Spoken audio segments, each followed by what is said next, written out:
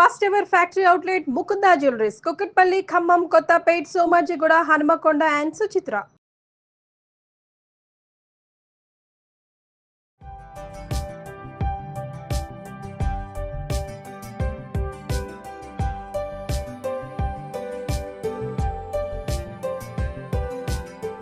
ఇదివరకు చిన్నప్పుడు ఒక సామెత చెప్తుండేవాళ్ళండి. కొంచెం ఏడాది ఏడనర్థం వచ్చిన పిల్లల్ని ఎత్తుకోవటం కష్టమని, "జొన్నన్నం వండుతావా, రామన్నని ఎత్తుకుంటావా" అని అనేవాళ్ళు. అంటే రామన్నని ఎత్తుకోవడం, పిల్లాడిని ఎత్తుకోవడం ఎంత కష్టం అంటే జొన్నన్నం వండినంత కష్టం అని. ఎందుకు జొన్నలు బియ్యంలాగా వండలేమా అంటే వండలేం. దాన్ని నానబెట్టాలి, దంచాలి, చెరగాలి, పొట్టంతా పోగొట్టాలి. ఉడకటానికి కూడా బియ్యం కంటే ఎక్కువ సమయం తీసుకుంటుంది. జొన్నన్నం వండటం కష్టం అనుకునేవాళ్ళం. నా చిన్నప్పుడు ఈ గొడ్లకు పెట్టడానికి జొన్నన్నం వండేవాళ్ళు.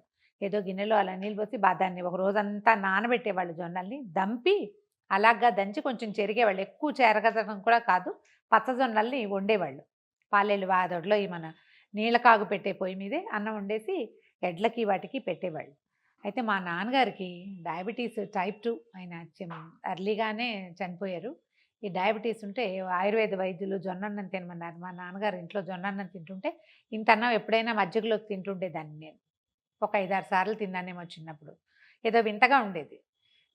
అదొక రుచి. ఆయన తింటున్నారు, మనం కూడా తినాలి అని మజ్జిగ పోసుకుని తినేవారు. చాలా ఎక్కువ రైస్ తిన్నా కూడా డయాబెటీస్ వాళ్ళకి మంచిదనేవాళ్ళు. ఇప్పుడు మనకి ఇటీవల కాలంలో ఈ చిరుధాన్యాల వ్యవహారాలు చాలా తెలిసినాయి కదా మనకి. సో జొన్నన్నం కూడా తినచ్చు, జొన్న సంకటి చేసుకోవచ్చు. ఇలాంటి మాటలు మనం బాగా విరివిగానే వింటున్నాం. ఎండాకాలం కనుక మనం జొన్నలు తీసుకుంటే వెయిట్ లాస్ వస్తుంది, డయాబెటీస్ మేనేజ్ అవుతుంది, కడుపులో చల్లగా ఉంటుంది. అయితే దీనికి పూర్వార్థంలో ఇంకో కథ చెప్పాలండి. మన పివి నరసింహారావు గారు రాసిన గొల్ల రామవ్వ అనే కథ తెలంగాణ మాండలికంలో సాగుతుంది కథ అంతా. అందులో రజాకార్ మూమెంట్ ఆ సమయంలో ఒక అబ్బాయి, సంపన్నుల ఇంట్లో ఉన్న ఒక అబ్బాయి తిరుగుబాటుదారుడుగా ఉంటాడనమాట. అతను పారిపోయి వీళ్ళకి దొరకకుండా, సిపాయిలకు దొరకకుండా ఒక రామవ్వ అని ఒక ముసలమ్మ ఇంట్లో దాక్కుంటాడు. దెబ్బలు తగిలి వచ్చిన కుర్రాడిని ఆవిడ ఆదరిస్తుంది. పూర్తి తెలంగాణ మాండలికంలో ఉంటుందండి. అందులో మజ్జిగ కలిపి, చల్ల కలిపిన జొన్న గట్క తినిపిస్తుంది అతనికి. అతను తాగడానికి ఇస్తుంది అనమాట. ఆ గట్క అంటే ఏమిటో అనుకునేదాన్ని నేను. చాలా సంవత్సరాల క్రితం చదివిన కథే, కానీ ఎవరికైనా కుదిరితే చూడండి, చాలా బాగుంటుంది. అసలు మాండలికం ఎంత అద్భుతంగా ఉంటుందో, చదవడానికి చాలా ఇంట్రెస్టింగ్గా ఉంటుంది. ఆ కాలపు కథ కాబట్టి. అందులో ఈ జొన్న గట్క గురించి చెప్తారు. మజ్జిగలో కలిపి ఇచ్చారు, ఒళ్ళు చల్లబడుతుంది, జ్వరం ఉన్నా కూడా తగ్గిపోతుంది అని చెప్పబడుతుంది అనమాట. అయితే ఈ జొన్న అంబలి, జొన్న గట్క, జొన్న అన్నం, జొన్న సంకటి ఇంచుమించుగా ఒకటే విషయం, కొంచెం కొంచెం రూపాలు భేదం. ఈ ఎండాకాలం కనుక ఇది మనం తీసుకోగలిగితే, జొన్నతోటి చేసిన పదార్థం, వెయిట్ లాస్, చల్లగా ఉంటుంది, డయాబెటీస్ మేనేజ్ అవుతుంది. సో అందుకని ఇవాళ అది చూపిద్దాం అనుకున్నాం. తెల్ల జొన్నలు తీసుకున్నాం మేము. వీటిని ఏం చేసామంటే దాదాపు ఒక 12 అవర్స్ నానబెట్టాం. ఈ కప్పు జొన్నలే.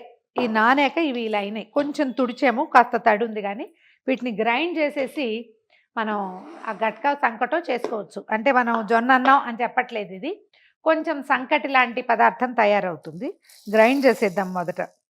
ఇవేంటంటే దీంట్లో నుంచి మనం రవ్వ చేసి రవ్వతోటి అన్నం వండుకోవచ్చండి. 3-4 రకాలుగా చేయొచ్చు దీన్ని. పూర్తిగా ఇది గ్రైండ్ చేయటము, జల్లించేస్తే మెత్తపిండి అంతా దిగిపోయి రవ్వ పైకి ఉంటుంది కదా. ఓన్లీ రవ్వే వాడతారు ఒక ప్రాంతంలో అన్నానికి. లేదా ఆ పిండితోటి కొంచెం రాగి పిండి కలిపి మనం అంబల్లాగా కాచుకోవచ్చు ఇంకో ప్రాంతాల్లో. కొంతమంది ఏం చేస్తారంటే దీన్ని మొత్తాన్ని గ్రైండ్ చేసేయటం, కొంచెం బరగ్గా ఉంచి ఇక పిండి తీసే పని లేదు, దాంతోటే మనం ఈ సంకటి చేసుకోవచ్చు అనమాట. నాకు అట్లా నచ్చిందండి ఆ విధానం, బాగుంటుంది. అంటే మనం పిండి ఉంటే కనుక ఇందులో జిగురుగా ఉంటుందని అనిపిస్తుంది. మనం మజ్జిగ పోసుకుని తీసుకునేటప్పుడు అది జిగురుగా ఉంటే మాత్రం ఏమవుతుంది, ఏదైనా పచ్చడి పులుసు కలుపుకుని తినచ్చు, మజ్జిగ కూడా పోసుకోవచ్చు. గ్రైండ్ చేద్దాం.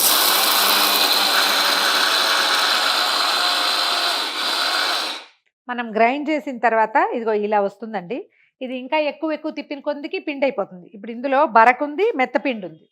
మీకు బరక పిండే కావాలనుకుంటే దీన్ని జల్లించేసి ఆ రవ్వతోటి వండుకోవచ్చు. ఇది అన్నంలాగా కొంచెం గట్టిగా చేసుకోవచ్చు, బాగుంటుంది. బజార్లో దొరికే జొన్న రవ్వ కూడా చక్కగా దొరుకుతుంది. అది కూడా కొంచెం నానబెట్టి ఉడికించుకోవాలి, ఎసట్లో పోసుకొని ఉడికించుకుంటే బాగుంటుంది. మనం అలా కాకుండా ఇది గట్క, దీన్ని మజ్జిగలో కలుపుకొని కొంచెం జావలాగా, ఎలా అంటే సెమీ సాలిడ్ లాగా అనుకోండి, మనం రాగి జావలు కలుపుకుంటాం కదా, అట్లా కొంచెం జావలాగా కొద్దిగా ఏదైనా పచ్చడి నలుచుకుంటూ లేదా కాస్త ఉప్పు వేసుకుని కనుక తీసుకుంటే చాలా బాగుంటుందండి. దీన్నే గట్క అని చెప్తారు, మజ్జిగలో కలిపేసి పెడతారు. రోజులో 2-3 సార్లు తాగడానికి యూజ్ అవుతుంది. నేను దీంతోటే చేస్తున్నా. ఇలా కనుక మనకి పిండి రవ్వ కలిసి ఉన్న దానికి 1కి 4 పోయాలండి నీళ్లు. ఏం చేస్తామంటే 3 నీళ్ళేమో స్టవ్ మీద పెట్టి మరగనిద్దాము. ఒక నీళ్ళని పక్కన గిన్నెలో పోసి పెట్టాను. ఈ పిండిని ఇందులో వేసి పెట్టుకుందాం. ఈ జొన్నతోటి వచ్చిన పెద్ద ప్రాబ్లం ఏంటంటే వేడి నీళ్ళలో పోస్తే ఉండలు గచ్చకాయలు అయిపోతుంది. అది మనకి శుద్ధగా అయిపోతుంది అనమాట. నీటిలో కలిపి కనుక పెట్టుకుంటే మనం ఇందులో పోసుకోవటానికి వీలు, ఇంక గడ్డ కట్టదు, చాలా ఈజీగా ఉడికిపోతుంది. ఇదిగో ఇలా నీటిలో పోస్తే చూడండి, కొంచెం పిండి కొంచెం రవ్వ ఉంది. నీళ్ళల్లో పోసి పక్కన పెడదాం. దీన్ని నీళ్లు మరగనిద్దాము. ఒక్క చిటికెడు ఉప్పు వేసుకుంటే సరిపోతుందండి. ఇది ఇంత ఎక్కువ చేసుకోవద్దు. ఫస్ట్ టైం చేసేటప్పుడు ఒక చిన్న గ్లాసు నానబెట్టండి. రాత్రి నానబెట్టి పొద్దున్నే మన చిన్న మిక్సీ జార్లో వేసేసుకుంటే ఇద్దరికి సరిపడా ఒక 2-3 గ్లాసులు 2 గ్లాసుల జావలాగా వస్తుంది. ట్రై చేసి చూడండి. ఇది ఒంటికి సూట్ అయితే కనుక జొన్న చాలా మంచిదండి. బ్లడ్ సెల్స్లో వాటర్ ఉంటుంది, తడి ఎక్కువ ఉంటుంది. చాలా కొంతమంది దాంతో కొంచెం దొందగా మెత్తటి ఒళ్ళుగా కనపడుతుంది. వాళ్ళకి ఆ బ్లడ్ సెల్స్లో వాటర్ తగ్గిపోతుందట. దాంతో మనుషులు గట్టిగా అవుతారు, బలంగా అవుతాం. మనకి పని చేసే క్షమత, ఎక్కువసేపు నిలబడి ఉండటానికి కావాల్సిన శక్తి, నడుముకి బలము అన్నీ వస్తాయి.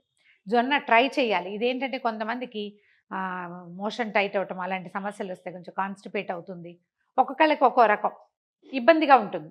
ఆ ఇబ్బంది కనుక లేదు అంటే మనం కొంచెం ట్రై చేస్తూ మన జీవితాల్లో ఇప్పటిదాకా జొన్న ప్రవేశించకపోతే స్లోగా దీన్ని రోజు విడిచి రోజు అట్లా కనుక చేసుకున్నామంటే మజ్జిగలో కలిపి తీసుకుంటే బ్రేక్ఫాస్ట్గా చాలా బాగుంటుంది. ట్రై చేసి చూడండి. నీళ్ళలో కలిపి పెట్టాను. ఇదేమో కొంచెం నీళ్లు మరగనిద్దాం. నీళ్ళు మరుగుతున్నాయి. ఒక చిటికెడు ఉప్పు వేసేద్దాం ఇందులో.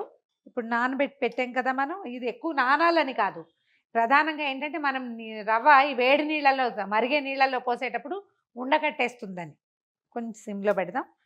దీన్ని కాస్త కింద పైన కదిపేసి పోసేస్తాం.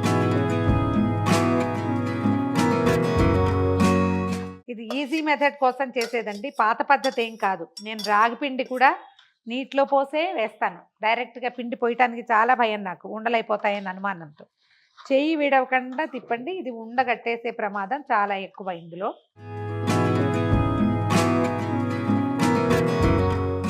ఇవి తెల్లజొన్నలు, పచ్చజొన్నలు ఇలా చాలా 2 రకాలు ఉంటాయి కదండి. తెల్లజొన్న కొంచెం సులువుగా అరుస్తుంది, పచ్చజొన్నలో పొట్టు ఎక్కువ ఉంటుంది అని చెప్తారు. నాకు అంత బాగా వివరం తెలియదండి.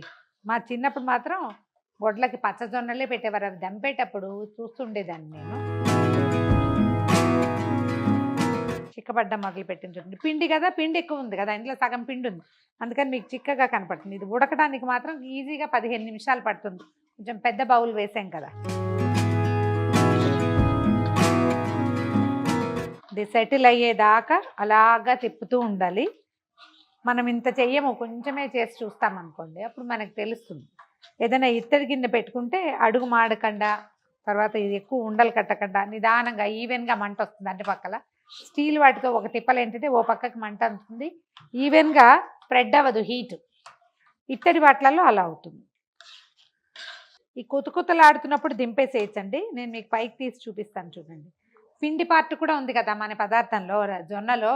అది పిండి అంతా ఉడికిపోయింది, రవ్వ మీకు ఇలా కనిపిస్తుంది చూడండి, కణికలుగా. కానీ ఇది బాగా నానిపోయి ఉండటం వల్ల చక్కగా ఉడికిపోతుందండి. ఇది ఇందులో ఏమైనా ఉడుకు పట్టకుండా ఉండిపోతుందేమో అని భయపడక్కర్లా.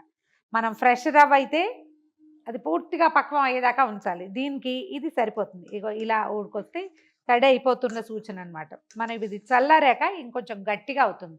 దీన్ని కొంచెం పెరుగు వేసి కొద్దిగా బీట్ చేసి ఏదైనా పచ్చడి నలుచుకుని తినేయచ్చు.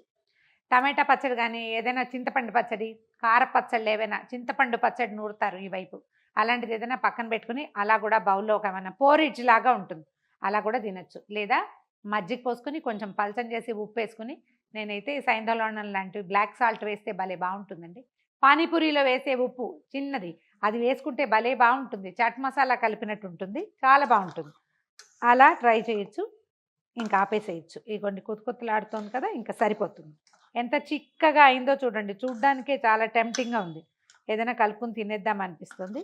ఇది చల్లారేసరికి కొంచెం గట్టిగా అవుతుంది. వేడివేడిగా తింటే నాలుగు తాటు ఊడిపోతుందండి, పొరపాటును కూడా ట్రై చేయకండి. వేడి దాంట్లో మజ్జిగ కలపద్దు, చల్లారాకే మజ్జిగ కలుపుకుంటే మంచిది, హెల్దీ కూడా. ఆపేసేద్దాం. ఇంకా మొత్తం అంతా కుతకుతలాడుతుంది కదా, సరిపోతుంది. ఇట్లా స్టవ్ ఆపేసేద్దాం, దించి పక్కన పెడదాం.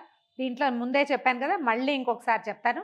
మీకు ఇది ముద్దలాగా శుద్ధగా గట్టిగా ఒక బౌల్లో ఇలా కూర్చునేలాగా రావాలంటే నేను గ్రైండ్ చేశాను కదా జొన్నల్ని, నానబెట్టిన జొన్నల్ని, దాన్ని జల్లించేసి పిండి రవ్వ సెపరేట్ చేసేయండి. ఓన్లీ రవ్వతోటిగా మనం చేసేటట్టయితే 1కి 3 నీళ్లు సరిపోతాయండి. నేను పిండి కూడా ఉంది, పలచగా కావాలని 4 పోసుకున్నాను. మీరు 3 చేసేటట్టయితే నీళ్ళు పెట్టడము, నీళ్లు మరిగేటప్పుడు ఈ రవ్వని అలా పోసేసి బాగా తిప్పాలి. గబుక్కుని చెయ్యొదిలేసామా ఉండలు కట్టేస్తుంది. ఒకసారి ట్రై చేసి చూడండి. హెల్తీ రెసిపీస్ కొన్ని కొన్ని మనం ట్రై చేస్తూ ఉంటాం. ఒకవేళ ఒంటికి సూట్ అయితే కంటిన్యూ చేస్తాం. కంటిన్యూ చేద్దామన్న ఉద్దేశంతో పాజిటివ్ దృక్పథంతో దీన్ని ట్రై చేసి చూడండి. ఈ వీడియో కనుక మీకు నచ్చినట్లయితే లైక్ చేయండి, షేర్ చేయండి. మరిన్ని ఇంట్రెస్టింగ్ వీడియోల కోసం సుమన్ టీవీకి సబ్స్క్రైబ్ చేసుకోండి.